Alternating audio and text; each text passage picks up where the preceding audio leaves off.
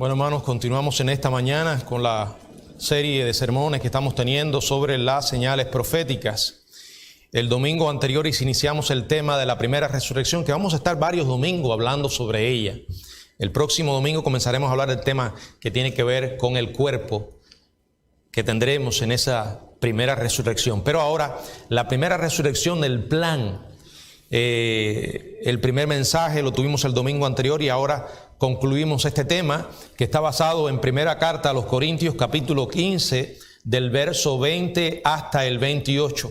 Vamos a orar. Padre, gracias por la oportunidad de traer tu palabra. En tus manos nos estamos poniendo y te pedimos ahora que tu Espíritu nos guíe, Señor.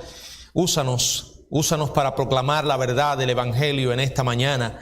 Y si en este momento hay alguien aquí que todavía no conoce a Jesucristo como su Salvador, Señor, que tú le ilumines para entender el Evangelio, las verdades que se van a predicar. En tus manos ponemos este tiempo, en el nombre de Jesús. Amén.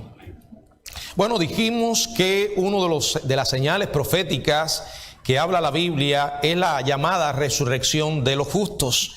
Una verdad que se enseña a lo largo del Nuevo Testamento y que la resurrección de los justos aparece en contraste con la resurrección de los injustos. Por ejemplo, en el Evangelio de Juan vimos en el capítulo 5, en el verso 29, dice: y los que hicieron lo bueno saldrán a resurrección de vida, mas los que hicieron lo malo a resurrección de condenación. Este versículo presenta el tema de la resurrección de manera general, pero en la Biblia hay dos resurrecciones. La primera, la resurrección de los justos, que ocurrirá, como ya dijimos, cuando el Señor venga a arrebatar a su iglesia. Y estuvimos mirando algunas consideraciones o haciendo algunas consideraciones del comienzo de este pasaje. Vimos al Redentor. Vimos que nuestra esperanza de la resurrección descansa en el hecho de que Jesús ha resucitado y que Él es las primicias. ¿Se acuerdan? El primero que se levantó de los muertos, y esta idea de las primicias es una figura que emplea el apóstol Pablo, sacada del Antiguo Testamento, específicamente en Levíticos capítulo 23, verso 10, donde antes que los israelitas recogieran sus cosechas, tenían que llevar a los sacerdotes una muestra representativa como una ofrenda para el Señor. Eso era lo que ellos llamaban las primicias. No podían cosechar hasta que no ofrecían las primicias. Y eso es lo que está diciendo Pablo aquí. Es la figura, la propia resurrección de Cristo es la primicia de la cosecha de la resurrección de los creyentes muertos. Y de hecho es la garantía de que como Él vive, también nosotros viviremos. Estuvimos explicando que el verso 21 nos enseña que la muerte entró por un hombre, Adán, ¿verdad? Así también por un hombre la resurrección de los muertos, el Señor Jesucristo. Luego en el verso 22 vimos que así como en Adán todos mueren, también en Cristo todos serán vivificados. Y comenzamos el tema, y hoy lo queremos continuar, acerca de los redimidos, el plan que nos presenta el resto del pasaje. En el plan de la resurrección, ya dijimos, Cristo es el primero, Cristo es las primicias, y luego dice la Biblia, los que son de Cristo en su venida. O sea, aquí ocurrirá la cosecha completa. Sin embargo, a diferencia de la cosecha de trigo, la resurrección está muy lejos en cuanto al tiempo de las primicias. Ya ha pasado un tiempo, ¿verdad?, desde que el Señor resucitó. Y siendo honestos a la verdad, no podemos decir que la Biblia en realidad nos diga cuándo va a ocurrir. No sabemos. Es más, se nos dice que no podemos saber el momento exacto en que el Señor ha de venir. En el Evangelio de Mateo, en el capítulo 24, verso 36, dice: pero el día y la hora nadie sabe, ni aun los ángeles, sino solo mi Padre. Luego dice en el verso 42 del mismo capítulo 24: Velad porque no sabéis a qué hora ha de venir vuestro Señor. Luego dice en el 44, dice allí, por tanto también vosotros estad preparados porque el Hijo del Hombre vendrá a la hora que no pensáis. Luego dice en el verso 50, vendrá el Señor de aquel siervo en el día que éste no espera y a la hora que no sabe. Luego en el capítulo 23 de Mateo, en el verso 13, dice la Biblia, velad pues porque no sabéis el día ni la hora en que el Hijo del Hombre ha de venir. Día y hora son expresiones de tiempo. Algunos, queriendo forzar las escrituras, dice, bueno, el día y la hora no lo podemos saber, pero sí el mes y el año. Son expresiones generales de tiempo. Y se repiten una y otra vez. Cualquiera que intente fijar una fecha para el retorno del Señor está violando las Escrituras. Y de hecho todos los que lo han hecho se han convertido con toda razón en falsos profetas. Se les pueden llamar falsos profetas porque lo que Dios no dice, nosotros no tenemos derecho a decirlo. Además, el Señor ha querido que vivamos cada día como si fuera el último, esperando el regreso del Señor, que como hemos dicho es inminente, puede suceder en cualquier momento. No solo esperando el regreso del Señor, uno tiene que estar preparado también para irse en cualquier momento, ya sea que el Señor venga por la iglesia o que nos llegue la hora de morir. Si estás preparado, si estás en Cristo, vive tranquilamente en paz, haciendo lo que Dios te ha mandado a hacer, proclamando el evangelio, llamando a las personas al arrepentimiento y descansando en que cuando llegue el momento y la forma como Dios determine que debemos irnos, sabemos a dónde vamos y con quién vamos. No sabemos, repito, el tiempo exacto, cuando el Señor vendrá a resucitar y a arrebatar a su pueblo y a establecer su reino. No sabemos el tiempo, no sabemos la generación específica. Por eso hay que tener mucho cuidado. A algunos les encanta sacar cuentas y se ponen a hacer cálculos. Todos los cálculos han fallado y seguirán fallando, porque esta es una verdad muy simple, no es difícil de entender. El Señor no ha querido revelar el momento exacto.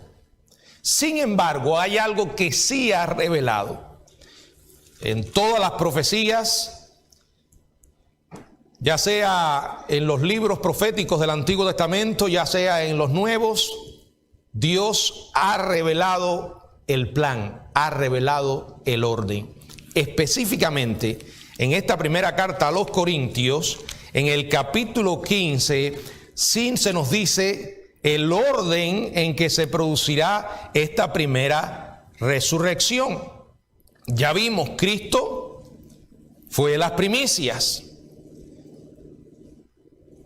Y que Cristo, dice aquí la palabra, pero cada uno en su debido orden. Cristo las primicias, luego los que son de Cristo en su venida. ¿Quiénes son los que son de Cristo? Los que le pertenecen, los que son parte de su familia. O sea, los que han nacido de nuevo, los que se han arrepentido de sus pecados y han aceptado a Cristo como su Salvador. No aquellos que simplemente pertenecen al registro de membresía de una iglesia. No aquellos que puedan tener un profundo conocimiento de teología y de Biblia. No aquellos que realizan grandes obras que impresionan a otros. Ninguna de esas cosas garantiza la salvación. El Señor le dijo a Nicodemo, aquel maestro o líder religioso de Israel, os es necesario nacer de nuevo. No un nacimiento físico, sino un nacimiento espiritual. Un nacimiento desde adentro. Esos son los que son de Cristo. Ahora, otra parte de las Escrituras aprendemos que la cosecha no se recogerá de una vez por todas. Habrá un orden, una secuencia. La resurrección tiene dos partes. la resurrección de Cristo que ya se produjo. Nuestro Dios, nuestro Señor, está vivo. Y luego la resurrección de los creyentes, los que son de Cristo. Esta resurrección se va a producir en 3 etapas, o lo que podríamos llamar en diferentes grupos de creyentes. Primero, inicialmente, la resurrección de la iglesia, la de los que han llegado a la fe en Jesucristo desde Pentecostés hasta el arrebatamiento. La primera carta a los tesalonicenses, en el capítulo 4, verso 16, dice: porque el Señor mismo, con voz de mando, con voz de arcángel y con trompeta de Dios, descenderá del cielo, y los muertos en Cristo resucitarán primero. La clave es en Cristo. Escúcheme, si usted no está en Cristo, está viviendo en una condición sumamente peligrosa. El hilo que nos separa de la eternidad es bien fino y se puede romper en cualquier momento. Toda persona enfrentará una eternidad. La cuestión aquí es ¿dónde? Después que muera no hay oportunidad. Si usted no está en Cristo, y estar en Cristo, vuelvo a repetirlo porque es necesario que lo entiendan, es haber nacido de nuevo, tener a Jesucristo como Señor y Salvador. Está jugando un juego sumamente peligroso. Los que son de Cristo, la iglesia, este arrebatamiento se producirá, como dice la primera carta a los tesalonicenses 4, 16, cuando el Señor venga por su pueblo. Se unirán a ellos los santos que estén vivos para encontrarse con el Señor en el aire y ascender al cielo. Pablo llama esto un misterio. Habrá una generación, un grupo de personas que van a irse de este mundo sin pasar por la muerte. Aquellos que son parte de su iglesia y que estén vivos cuando el Señor venga por ellos, en el arrebatamiento. Al principio o al comienzo de los 7 años de tribulación, o antes que comience, digamos, los 7 años de tribulación, antes que comience la semana 70 de Daniel. Ese es el primer grupo. A continuación habrá otra resurrección que pertenece a ese grupo, y es lo que se llaman los santos de la tribulación. ¿Qué quiere decir esto? ¿Que habrán personas que se van a quedar aquí cuando el Señor venga por la iglesia siendo cristianos? No, no hay tal cosa. La salvación es por gracia, no es por obras. El arrebatamiento es exactamente igual. Es por gracia, no es por obra, es por fe. El Señor simplemente viene a buscar a aquellos que son parte de su familia, a su pueblo. Pero hay mucha gente que tienen conocimiento de Dios, muchos que están dentro de congregaciones locales, aunque no pertenecen a la verdadera iglesia de Jesucristo, y viven con una falsa seguridad, creyendo que el conocimiento o la herencia espiritual de padres, de abuelos, de familias que han conocido al evangelio le da cierto derecho al cielo. ¡Qué equivocación más grande! Por las obras no podemos llegar al cielo. Muchos me dirán en aquel día: Señor, Señor, hicimos esto, aquello. Dice la Biblia, muchos. Y Él dirá: nunca os conocí. Ahora, muchas de las personas que hoy están totalmente en la bobería cuando se hablan de estos temas, reflejando una indiferencia espantosa. Miren, eso se percibe. Hay personas que están esperando que les dé un dolor de muela para dejar de venir a la iglesia. Y a algunos esto del COVID les cayó de maravilla. Porque ya ahora no se trata de que no estén vacunados.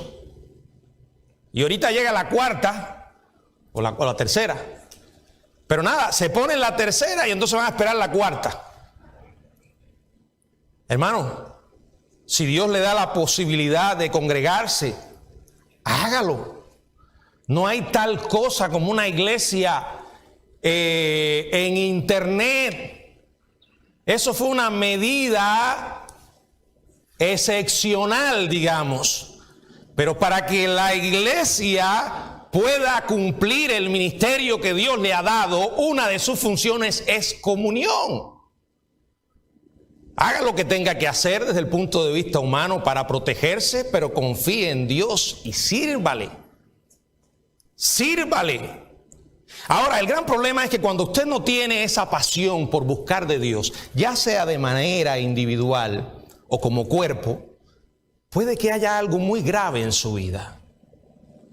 Si usted es el tipo de cristiano que todos los domingos está buscando un invento para no venir a la iglesia, usted sencillamente no es cristiano. Entonces, ¿qué debe hacer? Reconocerlo. No juegue más con Dios. Usted me puede engañar a mí, usted puede engañar a su hermano en Cristo, usted puede engañar hasta a los miembros de su familia, pero Dios le mira el corazón. Si usted no ha nacido de nuevo, no importa los años que lleve, un día se quedará mirando arriba, espantado, porque las personas que ama, los amigos, los conocidos de la iglesia, aquella gente que nació de nuevo verdaderamente, han desaparecido. Y ya es demasiado tarde porque usted se quedó. La Biblia lo dice, entonces, ¿qué debo hacer ahora? Bueno, muchas de estas personas que tienen conocimiento de las profecías verán espantados la realidad de su cumplimiento durante los 7 años de tribulación. Verán a ese personaje levantarse como la Biblia lo advierte el anticristo. Verá que toma forma ese gobierno mundial con una sola religión, una sola moneda. Verá cómo se hace un pacto con Israel para en medio de los 7 años ser roto y el pueblo judío verse envuelto en una persecución despiadada. Escucharán a través de los medios de noticias, el internet, el satélite, de 2 predicadores fuera de serie que estarán en Israel proclamando la verdad, cosa que la Biblia llama los 2 testigos. También oirán acerca de misioneros judíos que estarán esparcidos por todas partes proclamando la palabra, los 144,000 de lo que habla la Biblia. Y entonces ellos, recordando estas verdades, leyendo la Biblia, muchos van a venir a los pies de Cristo. Muchos se van a convertir también oyendo la predicación. Estas personas son lo que la Biblia llama, o lo que llamamos, los santos de la tribulación, que en medio de aquella inimaginable y horrible prueba de 7 años, durante la cual muchas personas piadosas morirán por causa de la fe, porque habrá una persecución como nunca ha habido, y aquellos que son cristianos morirán por el testimonio de Jesucristo, por negarse a ponerse la marca de la bestia. Sin embargo, al final de ese periodo, todos los que hayan puesto su fe en Cristo resucitarán para reinar con Él durante el milenio. La Biblia dice en el libro de Apocalipsis, en el capítulo 20, en el verso 4, y vi tronos, y se sentaron sobre ellos los que recibieron facultad de juzgar, y vi las almas de los decapitados por causa del testimonio de Jesús y por la palabra de Dios, los que no habían adorado a la bestia ni a su imagen, y que no recibieron la marca en su frente y en sus manos, y vivieron y reinaron con Cristo 1000 años. Está la iglesia, la resurrección de los creyentes cuando el Señor venga. Vendrá la resurrección de los santos durante la tribulación, aquellos que se van a convertir durante estos 7 años. Luego tendrá lugar la resurrección de los santos del Antiguo Testamento. Algunos consideran que este evento se producirá exactamente en el mismo momento en que el Señor venga por la iglesia, pero hay pasajes de la Biblia que parecen indicar otra cosa. En Daniel capítulo 12, en el verso 2, dice la palabra de Dios: y muchos de los que duermen en el polvo de la tierra serán despertados, unos para vida eterna y otros para vergüenza y confusión perpetua. También en el libro de Isaías, en el capítulo 26, Isaías capítulo 26, verso 19 y 20, dice la palabra: tus muertos vivirán, sus cadáveres resucitarán. Despertad y cantad, moradores del polvo, porque tu rocío es cual rocío de hortalizas, y la tierra dará sus muertos. Andad, pueblo mío, entra en tus aposentos, cierra tras ti tus puertas, escóndete un poquito por un momento en tanto que pasa la indignación. Creo que esta resurrección sucederá simultáneamente con la de los santos de la tribulación. La realidad es que ellos se unirán al remanente de esa primera resurrección, o formarán parte de esa primera resurrección exactamente, quizás en otra fase. También está el milenio, durante el reinado de Cristo de 1000 años, que las personas vivirán muchísimos años, como dice la Biblia. En muchos pasajes del Antiguo Testamento es muy probable que las personas vivan como vivían antes de que entrara el pecado, porque se va a producir una transformación grande en la misma naturaleza. Acuérdense que el milenio no es el estado eterno. Va a convertirse en ese estado eterno, pero antes habrá 1000 años de Cristo reinando. Y la resurrección de los que mueran en ese tiempo, por necesidad, puede que sean resucitados tan pronto como mueran. Dicen algunos que no habrá necesidad de sepultarlos. La muerte será para los creyentes durante el reino milenario nada más que una transformación en su cuerpo y espíritu eterno. Todos estos son creyentes. Todos estos forman parte de la primera resurrección. La única resurrección que falta es la de ¿quiénes? La de los injustos, que serán resucitados, como dice la Biblia, para condenación y castigo eterno, al final del reinado de 1000 años de Cristo. Quiero leer nuevamente en Juan capítulo 5, verso 29, dice la palabra del Señor, Juan 5, 29, ya lo leímos, vuelvo: y los que hicieron lo bueno saldrán a resurrección de vida, mas los que hicieron lo malo a resurrección de condenación. O sea, este es el orden, parte del orden, pero no culmina todo allí con la primera resurrección, los que son de Cristo, sino que también este pasaje de 1 Corintios capítulo 15 nos describe una etapa que podemos llamar la restauración. En los versos del 24 al 28 dice la Biblia: luego el fin, cuando entregue el reino al Dios y Padre, cuando haya suprimido todo dominio, toda autoridad y potencia. Porque preciso es que Él reine hasta que haya puesto a todos sus enemigos debajo de sus pies. Y el postrer enemigo que será destruido es la muerte, porque todas las cosas las sujetó debajo de sus pies. Y cuando dice que todas las cosas han sido sujetadas a Él, claramente se exceptúa a aquel que sujetó a Él todas las cosas. Pero luego que todas las cosas le estén sujetas, entonces también el Hijo mismo se sujetará al que le sujetó a Él todas las cosas, para que Dios sea todo en todos. Este es el tercer aspecto de la resurrección. Es lo que podemos llamar la restauración. Y el apóstol aquí resume algunas de las cosas que van a ocurrir en los tiempos finales, en los últimos tiempos. Y esta parte comienza con una palabra. La palabra es luego.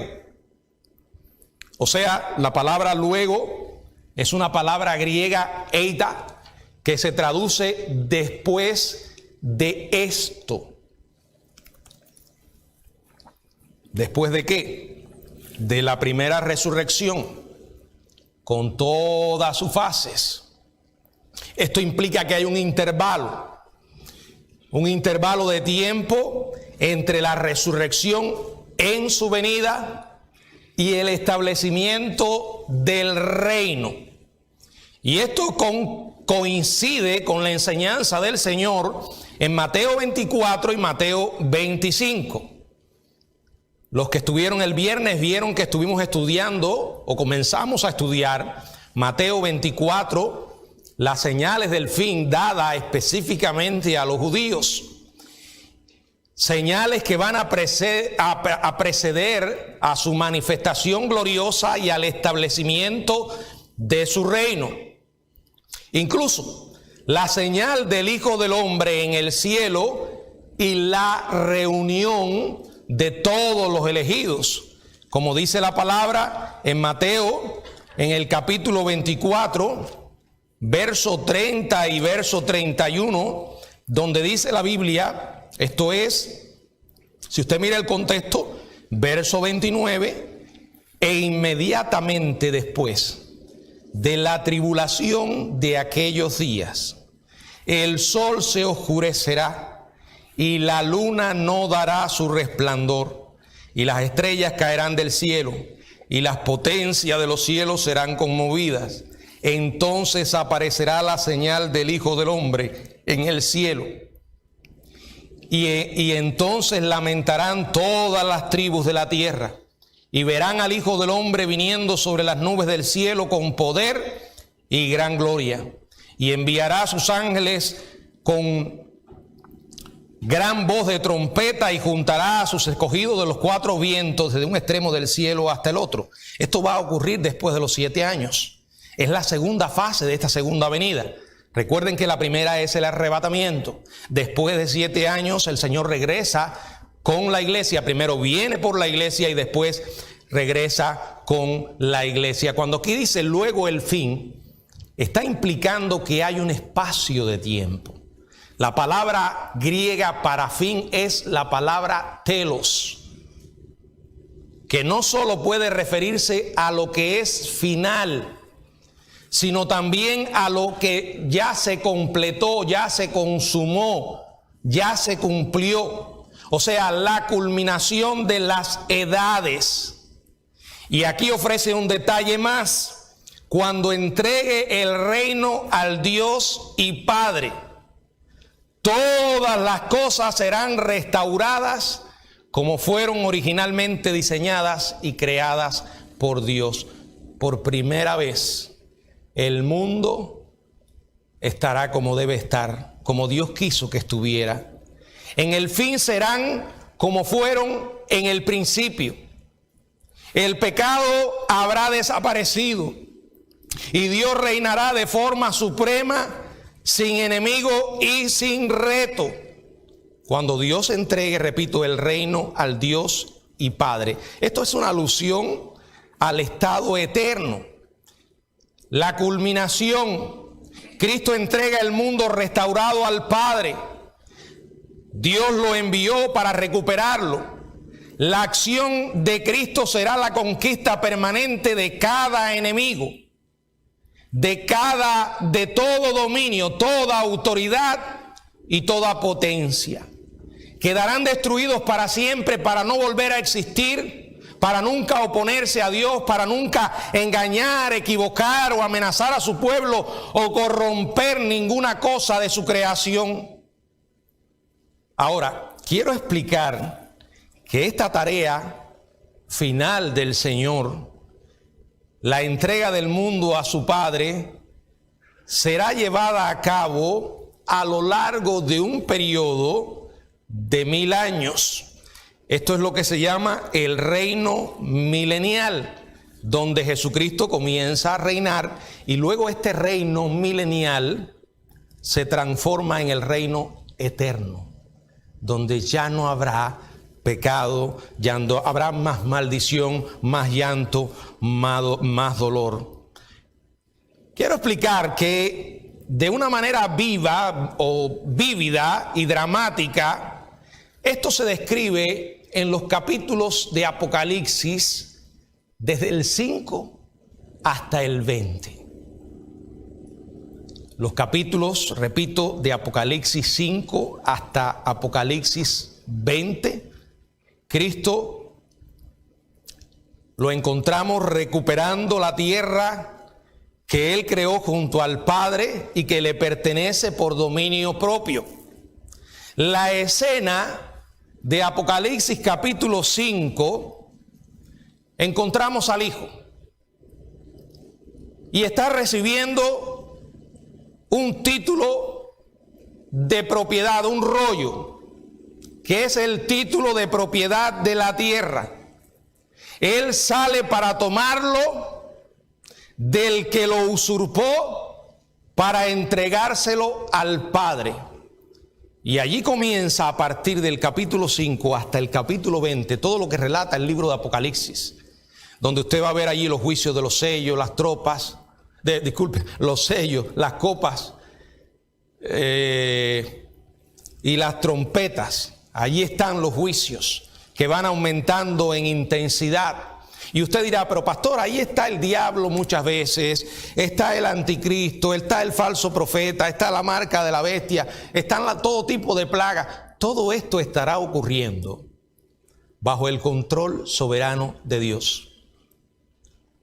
Estos personajes no serán más que fichas en en el tablero divino, porque aun cuando ellos están haciendo lo que quieren hacer, guiados por su naturaleza perversa y siguiendo los intereses del diablo, este mundo no va a estar fuera de control.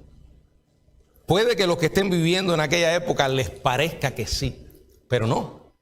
Hay un plan y se irá marchando hacia ese propósito. Fíjense que hay una expresión que aparece en el libro de Apocalipsis hablando de los demonios que aparecerán y de personajes de las tinieblas, cuando dice y se les dio, y después dice y serán liberados para el tiempo en el que estaba establecido. O sea, hay un propósito. Apocalipsis comienza a describir cómo Jesús va recuperando la tierra que creó. Y esto llega a su culminación cuando Él regresa, establece el milenio y después entrega el reino al Padre. La figura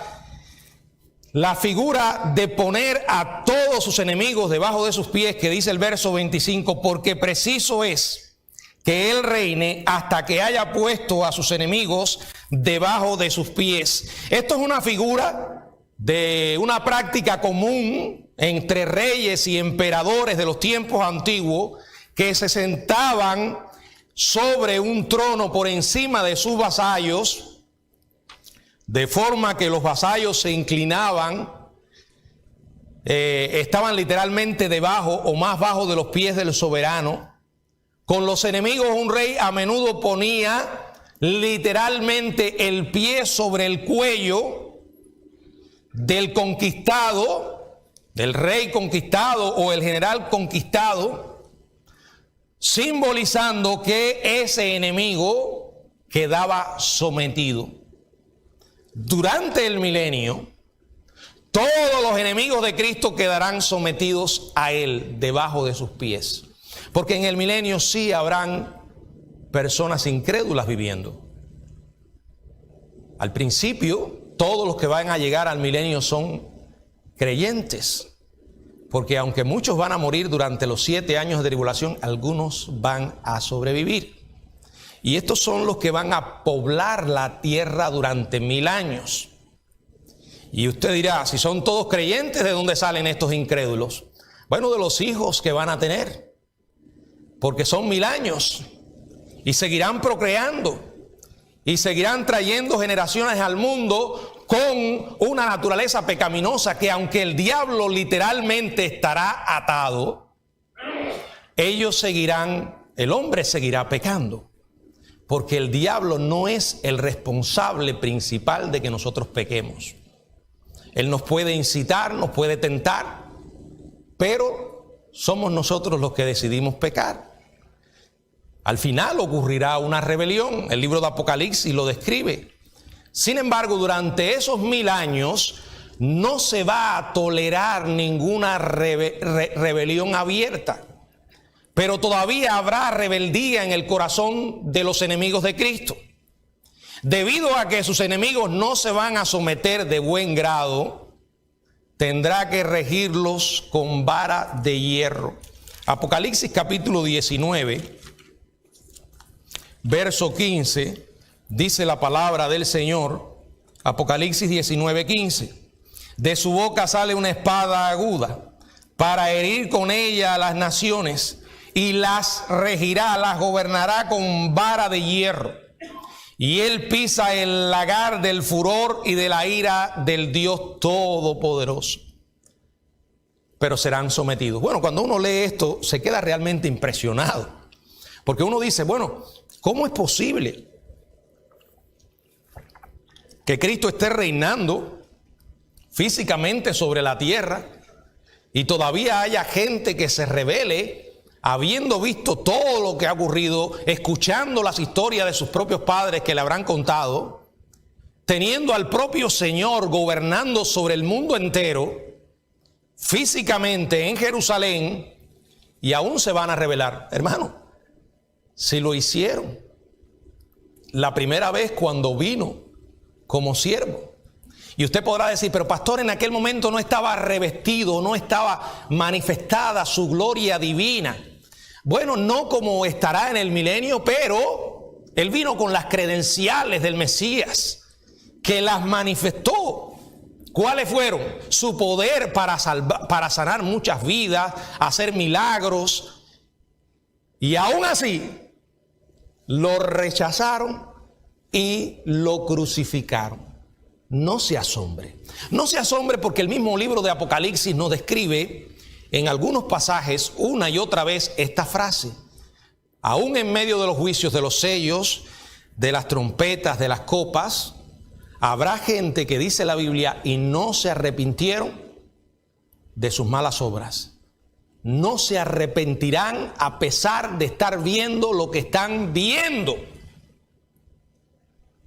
A pesar de lo que la humanidad ve hoy, una y otra vez, el cumplimiento de las señales proféticas, y siguen cerrando los ojos y el corazón. ¿Saben por qué? Porque el problema del hombre es un problema espiritual. La Biblia habla de los incrédulos como que están ciegos. Habla de ellos como esclavos. Habla de ellos como que estarán endurecidos. Y una y otra vez se negarán a ver. Al final de los 1000 años, después que los 1000 años se cumplan, entonces Satanás, que habrá estado confinado al abismo, será puesto en libertad por un poco de tiempo. ¿Para qué? Para que entonces se cumpla lo que la Biblia relata en el libro de Apocalipsis capítulo 20 del 7 al 9.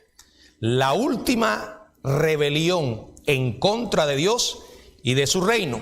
Vayamos a Apocalipsis para que leamos esto.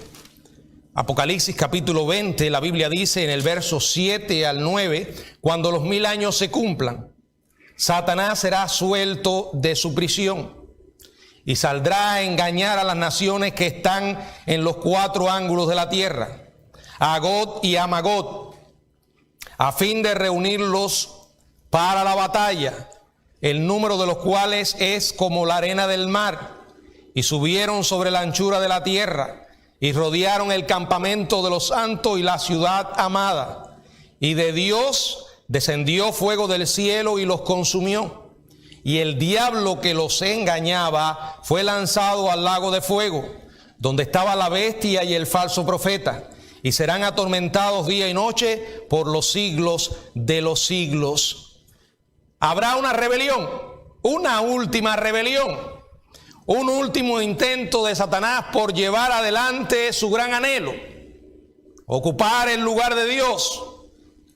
Sin embargo, Dios hará juicio sobre los rebeldes y lanzará al diablo y a aquellos que le siguen eternamente al lago de fuego. Regresamos al capítulo 20 de Apocalipsis. Ya leímos el 10, donde dice que el diablo será lanzado al lago de fuego.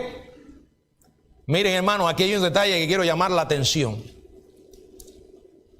El lago de fuego es el infierno final, es eterno. Y cuando Satanás es lanzado allí, se encuentra a dos huéspedes del infierno que están allí. ¿Quiénes son? El anticristo y el falso profeta. Estaban allí. Estaban, digamos, vivos, en el sentido de que no estaban ni dormidos ni aniquilados, como algunos enseñan. La aniquilación total, que la gente que se muere sin Cristo no hay infierno, solamente son consumidos, destruidos. ¿Así? ¿Y cómo explican esto? ¿Y cómo explican que claramente al final del verso 10 se dice que serán atormentados día y noche por los siglos de los siglos? ¿Qué usted entiende de eso? Eternidad.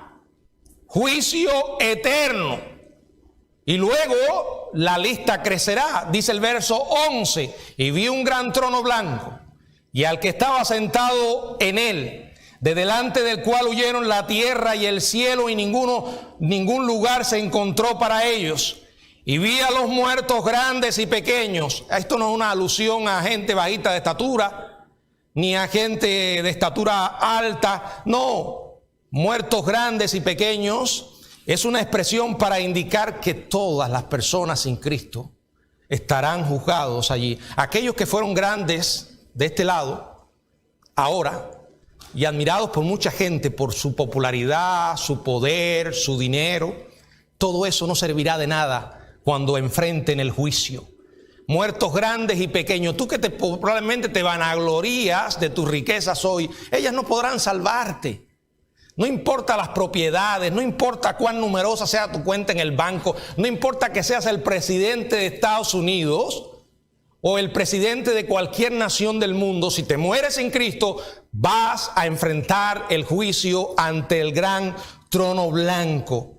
Y dice la palabra que serán juzgados por las obras que estaban escritas en aquellos libros. Todo lo que hoy haces en la oscuridad saldrá a la luz, lo dice la Biblia. No hay nada oculto que no haya de manifestarse. Cuando estás cometiendo pecado, dejándote llevar por una conducta depravada porque piensas que nadie te está mirando, que estás solamente tú y tu celular, tú y tu computadora mirando pornografía o teniendo relaciones adúlteras, Dios lo está mirando. Y un día todo va a salir a la luz. Tenlo por seguro. Tu vida privada se va a convertir en una vida pública. Dios lo sacará a la luz. Allí está. Y el mar, los que murieron en el mar, entregó los muertos que había en él. Y la muerte y el Hades entregaron los muertos que había en ellos. Y fueron juzgados cada uno según sus obras. Y la muerte y el Hades fueron lanzados al lago de fuego. Y dice, esta es la muerte segunda. Y el que no se halló inscrito en el libro de la vida fue lanzado al lago de fuego. La razón es, si te moriste sin haber aceptado a Cristo, sin haberte arrepentido, tu destino final será el lago de fuego. Yo no sé en qué usted piensa cuando lee eso, pero yo tiemblo, hermanos. No tiemblo por mí, tiemblo por pensar en las personas que están viviendo sin Jesucristo, que un día van a estar delante del Dios del universo y tendrán que darle cuenta por sus acciones, y el infierno es real. Aunque algunos sencillamente lo ignoran, eso no cambia la realidad de que la Biblia habla de él. Esto es un asunto muy serio. Este pasaje es realmente impresionante. No habrá oportunidad. ¿Y para qué los libros? Bueno, porque cada uno va a ser juzgado de una manera justa, pero todos estarán perdidos. No habrá oportunidad en ese momento. Y esto comienza cuando la persona se va de este mundo sin Jesús. Durante el milenio, al final culminará de esta manera. Después vendrá el juicio ante el gran trono blanco. Y dice la palabra, y el postrer enemigo, tanto de Dios como del hombre, que será destruido con todos los otros enemigos, ¿cuál es?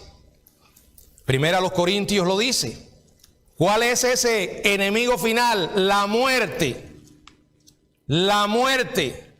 Por primera vez desaparecerá del escenario la muerte. ¿Por qué? Porque dice la palabra en Hebreos 2:14 que Cristo quebrantó el poder de Satanás en la cruz al que tenía el imperio de la muerte. ¿Qué quiere decir eso? Que los que conocemos a Cristo, después de conocerle ya no nos vamos a morir. No. Yo sé que si fuera por algunos, serían eternos. Bueno, por algunos no, hermano, vamos a ser honestos. Aunque estamos enfermos, aunque podamos tener achaques, no estamos apurados por irnos. Y eso no se trata de que tengamos miedo a la muerte y que no sepamos a dónde vamos, no. Simplemente que esa es la naturaleza humana. En realidad la muerte entró al escenario humano de una manera anormal. No nacimos para morir. La paga por el pecado es muerte. Y cuando alguien le venga a consolar porque se murió un familiar suyo y te diga, pero mira, eso es normal. No, no es normal. Todos los seres humanos nos resistimos a la idea de morirnos. Y aunque somos cristianos y tenemos paz, no somos suicidas, ¿verdad? Ni el cristiano de mayor fe cruza la calle si está bien de sus cabales sin mirar para un lado y para otro, ¿verdad? Pero un día dice la Biblia que vamos a experimentar la victoria total sobre la muerte. Ya ocurrió. ¿En qué sentido? En que ahora, aunque no estemos apurados, tampoco tenemos temor a morirnos. No, hermanos, ese temor a la muerte desaparece cuando Cristo llega a nuestra vida. ¿Por qué qué? Porque sabemos que la muerte no es más que una puerta a la eternidad con Dios. Y que cuando tengamos que cruzar por ese umbral, ni siquiera lo vamos a cruzar solos. El Señor está con nosotros. ¡Qué tremenda esperanza! Ahora, la gente que no tiene a Cristo tienen razón para tener pánico, porque lo que le espera es terrible. Y saben que se pueden cruzar con ella en cualquier momento. Y que es una tontería creer que porque una persona tenga 90 años ya se supone que se va a morir. No, yo conozco a algunos que pasaron de los 90 y siguen. Y he conocido el caso de otros jóvenes que han muerto. O sea, al final es Dios quien sabe el momento y la forma. Sabemos que la vida es sumamente frágil. Esta semana estuvimos horrorizados con la noticia de lo que ocurrió en un set de filmación con el actor Alex Baldwin. Es curioso porque este señor es un enemigo de la segunda enmienda, se dice así, ¿no? Él siempre ha estado atacando el uso de las armas. Y de pronto que yo me pregunto cómo pasó, porque leí la noticia y sigo todavía tratando de ver cómo pudo pasar semejante cosa. No es primera vez que ocurre. Este hombre se le entregó un arma y disparó y mató a la responsable de fotografía, y a otro lo mandó al hospital grave. ¿Cómo en un set de filmación había un arma letal? Se supone que eso no vaya a pasar. Alguien dijo que se le entregó el arma a él y se le dijo que era un arma falsa. Pero no sé, hay cosas raras, ¿no? ¿Por qué no revisó esa arma? Número uno. Y número dos, no le veo lógica. Esa mujer es la responsable de fotografía. Ella no estaba actuando en la película. Entonces, ¿por qué le disparó a ella? ¿Por qué le alcanzó la bala a esa mujer y a otro que estaba fuera del escenario? Hay muchas preguntas, ¿no? Pero la lección que aprendemos, si este señor hizo esto sin intención, de verdad que debe estar destruido. Ahora, si lo hizo con intención, ya pagará. No se sabe. De esto no se sabe. La realidad es que yo pensaba en esa mujer. Él salió haciendo declaraciones, dijo, ya me comuniqué con el esposo, estoy cooperando con la policía. Y yo decía, ¿cómo estará ese esposo? ¿Cómo estarán esos hijos? ¿Quién le iba a decir a esa mujer que ese día que salió a firmar allí en su trabajo, a ganarse el sustento, iba a recibir un disparo, iba a morir? Hermanos, ¿por qué cuento esto? Porque esto pasa todos los días, no la historia de Alex Baldwin en Hollywood, en una película, no. Todos los días hay experiencias relacionadas con la muerte que nos recuerdan la fragilidad humana. Por eso tenemos que estar preparados. Por eso tenemos que tener a Jesucristo, porque Él es la preparación.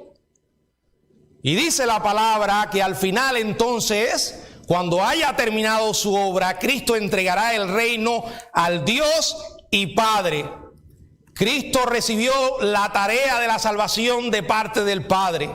Vino como bebé, vivió, creció como un hombre entre los hombres, enseñó, predicó, sanó, realizó muchos milagros, murió, fue sepultado, resucitó, ascendió al Padre, donde ahora está a la diestra de Dios, donde intercede por nosotros. Cuando regrese lo hará como conquistador, luchará, reinará, juzgará. Y al final, cuando su obra llegue al fin, someterá para siempre y juzgará a todos los enemigos. Apocalipsis 20. Y entonces, según Apocalipsis capítulo 21, versos 1 y 2, habrá un cielo nuevo y una tierra nueva. Ya en ese cielo nuevo y tierra nueva no habrá pecado.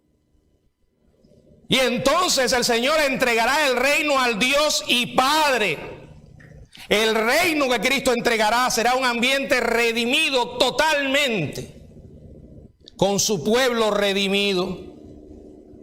Y al final, Pablo hace una aclaración para que nadie lo vaya a malinterpretar y explica algo que es obvio. Entonces él dice allí al final, y cuando dice que todas las cosas han sido sujetadas a él, claramente se exceptúa aquel que sujetó a él todas las cosas. ¿Qué quiere decir? Que el Padre es la excepción.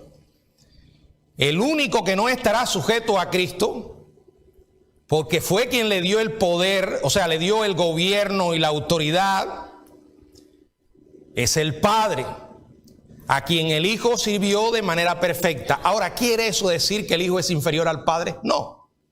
Es que cada persona de la Trinidad tenía su papel, su función que cumplir.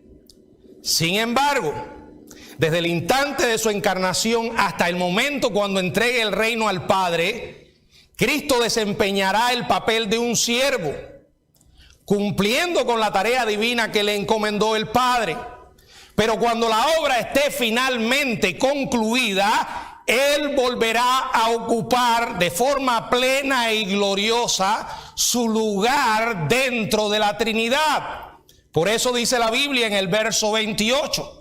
Pero luego que todas las cosas le estén sujetas, entonces también el Hijo mismo se sujetará al que le sujetó a él todas las cosas. Y dice la parte final, para que Dios sea todo en todo. ¿Por qué acá hago esta aclaración? Porque algunos por ahí toman este versículo y entonces dicen, mira, Cristo es inferior. Al final Él se va a someter al Padre. Bueno, tenemos que entender que cada persona de la Trinidad tiene distintas funciones y papeles que realizan, pero eso no significa que una de las personas de la Trinidad sea inferior o menor a otra. No, las tres personas son Dios y al final Cristo reinará con el Padre en la gloria trinitaria, sometido a la Trinidad, en la manera en que se asignó eternamente, de la misma forma que comenzó todo. Los tres estaban al principio. Aunque la Biblia dice que creó Dios, habla del Espíritu que se movía. Luego Juan dice que por medio de Él, por medio de Cristo, fueron creadas todas las cosas. Cristo también estaba en la creación y el Padre mismo. Así terminará al final todo. Las tres personas de la Trinidad ejerciendo el gobierno soberano en los cielos, o el cielo nuevo y tierra nueva. Claro, los que intentan disminuir la personalidad de Cristo, considerándolo inferior, simplemente toman estos pasajes y obvian una cantidad abrumadora de evidencia que también enseña la otra cara de la moneda. Que no lo podamos entender nosotros no significa que la Biblia no lo enseñe. Y el concepto de la Trinidad enseña claramente que los tres son Dios, al mismo nivel, no hay uno inferior al otro. Y al final todas las cosas terminarán de esa manera. ¿Estás tú preparado? ¿Estás preparado para encontrarte con Dios? ¿Es Jesucristo tu Señor y Salvador? Si no lo es, este es el momento. Ahora que estás vivo, no esperes a estar en un hospital en coma para entonces pensar, porque no se sabe si podrás pensar. Dios te ayude a entender que estás perdido y ven a Cristo ahora, que es la oportunidad. Y para nosotros, hermanos, estamos llamados a proclamar el Evangelio en estos tiempos difíciles, porque conocemos, hermanos, hacia dónde vamos y lo mejor, cómo termina la historia. Y sabemos quién gana. Y hoy podemos decir con toda seguridad, estamos con el vencedor. Que el Señor nos bendiga.